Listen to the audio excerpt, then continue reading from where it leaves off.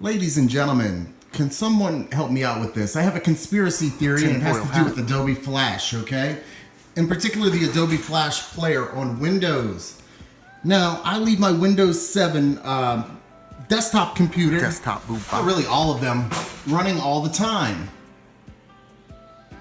Every now and then, maybe every couple of weeks, a Windows update will take over and there will be a system reset or a restart.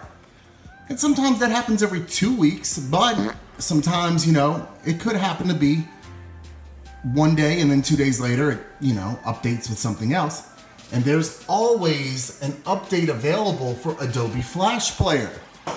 And I usually do install them just so I don't get nagged by them in the future. And if there really is a potential security risk, then I'd like to get it over with. But it's convenient how every time a computer restarts, no matter if it's in 2 days or 2 weeks, there's a Flash Player update. So I mentioned conspiracy theory.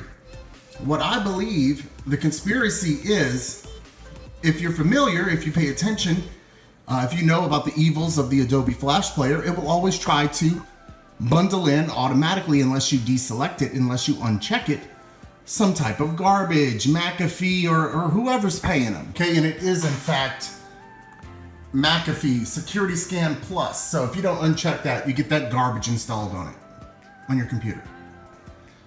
So that's my conspiracy theory. What do you guys think? Do you think these updates are bullshit?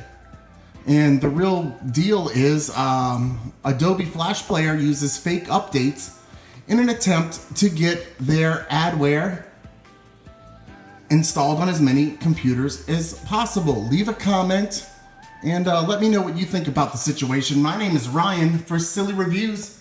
Have a great day.